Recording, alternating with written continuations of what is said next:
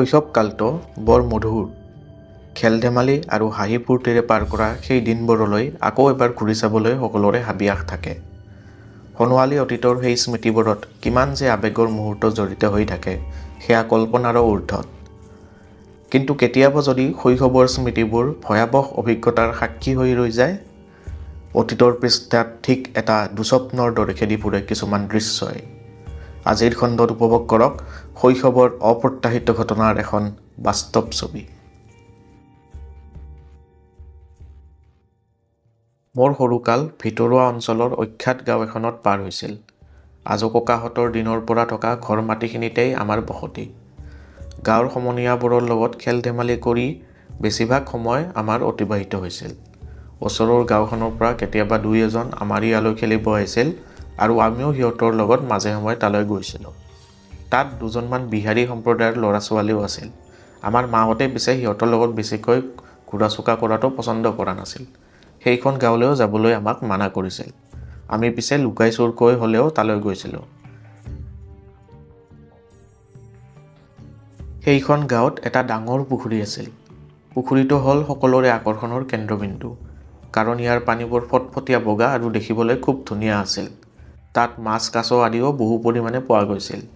সমনীয়াবোৰৰ লগত আমি খুব ৰং-ৰহইচেৰে দিনটো এনেকৈ পাৰ কৰিছিলোঁ। কিন্তু কোনে জানিছিল এই সোণোৱালী দিনবোৰ হঠাৎ নাইকিয়া হৈ এদিন অমানিশা নামি আহিব আমাৰ চৌপাশে।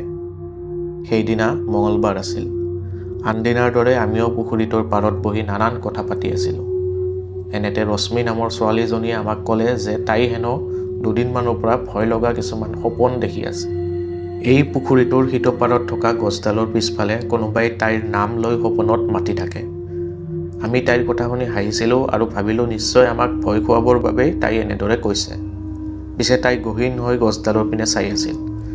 আমি তাইক লগত লৈ গছডালৰ তললৈ গৈ ধেমালি কৰিব ধৰিলোঁ। ৰশ্মি অত্যন্ত ভয় খোৱাৰ নিচিনা হ'ল আৰু তাৰ পৰা আঁতৰি গুচি আহিল। আমিও বিশেষ একো নাভাবি ঘূৰা-ঘূৰি হ'লোঁ। পিছদিনা পুৱাই গাঁৱত হোৱা-দোৱা লাগিছিল। ওচৰৰ গাঁওখনৰ পুখুৰীটোত কাৰোবাৰ মৃতদেহ এটা উপঙি আছিল। আমি লগৰ কেইজনৰ সৈতে তালৈ ঢপলিয়ালোঁ। মৃতদেহটো ৰশ্মি নামৰ সেই ছোৱালীজনীৰে আছিল। আমাৰ বাকশক্তি হেৰাই গ'ল।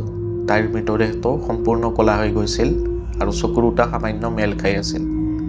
ভয়াৰ চাৱনি এটা স্পষ্ট ৰূপত বিৰিঙি আছিল তাইৰ মুখমণ্ডলত। তদুপৰি পুখুৰীৰ পানীবিলাকো ক'লা হোৱাৰ দৰে লক্ষ্য কৰিছিলোঁ। যেন কিবা অশুভ ছায়াৰ কবলত পানীয়েও নিজৰ ৰং সলাই পেলাইছিল। আমি আৰু ৰৈ নাথাকি তাৰ পৰা গুচি আহিলোঁ। মানুহবোৰে কিবা কিবি কৈ আছিল। ৰশ্মিয়ে নিশা অকলেই ঘৰৰ পৰা ওলাই গৈ পানীত জাপ দিয়া বুলি সকলোৱে সন্দেহ কৰিব ধৰিলে। ঘৰৰ মানুহ অৱশ্যে এই বিষয়ে সম্পূৰ্ণ অজ্ঞাত আছিল। দুজনমান গাঁওবাসীয়ে আমি তাইৰ সমনীয়া বুলি গম পাই আমাক তাইৰ বিষয়ে কিবা জানো নেকি সুধিলে। আমি ভয়ত একো গম নাপাওঁ বুলিয়ে ক'লোঁ। তাইৰ দুচকুৱে আমাক বাৰুকৈয়ে শিহৰাই তুলিছিল। ঘৰত সেইদিনা প্ৰচণ্ড গালি শুনিবলগীয়া হ'ল। আমাক এতিয়াৰে পৰা ঘৰৰ বাহিৰ ওলাই যাবলৈ নিষেধাজ্ঞা অৰ্পণ কৰিলে। পিছে মোৰ মনত ৰশ্মিৰ শেঁতা পৰা মুখখনহে বাৰে বাৰে ভাহি আহিছিল। ৰাতি সেইদিনা দুঃস্বপ্ন এটাই জোকাৰি গ'ল মোক। মই দেখিলোঁ যে ৰশ্মিয়ে মোক পুখুৰীৰ পাৰৰ সেই গছডালৰ আঁৰৰ পৰা হাত বাউলি মাতি আছিল আৰু মই ওচৰ চপাৰ লগে লগে তাই পুখুৰীটোত জাপ দি দিলোঁ।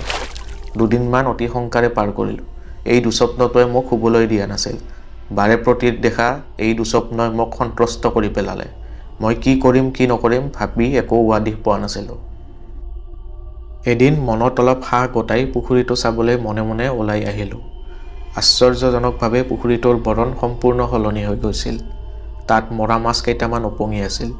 মোৰ অনুভৱ হ'ল গছডালৰ তলতে যেন ৰশ্মি অদৃশ্যভাৱে বহি আছে আৰু মোক হাত বাউলি মাতি আছে। মোৰ এনে লাগিল পুখুৰীৰ পানীত তাইৰ সেই শেঁতা পৰা মুখখনৰ প্ৰতিবিম্বটি ভাহি আহিছে। মোৰ অণ্ঠকণ্ঠ শুকাই আহিল। মই ততাতৈয়াকৈ ঘৰলৈ উভতিলোঁ। ঘৰৰ মানুহক সমস্ত কথা বিৱৰি কোৱাৰ বাহিৰে অন্য কোনো উপায় নাছিল। মোৰ কথা শুনি মা-দেউতা চিন্তিত হ'ল আৰু কিবা কিবি আলোচনা কৰিব ধৰিলে। এনেকৈ এসপ্তাহমান পাৰ হোৱাৰ পিছতেই আমি সপৰিয়ালে সেই ঠাই এৰি চহৰলৈ গুচি আহিছিলোঁ। তাৰ পিছত লাহে লাহে সকলোবোৰ ঠিক হ'ব ল'লে। পিছে এতিয়াও পুখুৰীটোলৈ মনত পৰিলে এক অজান শিহৰণে জোকাৰি যায় মোৰ সত্তাক।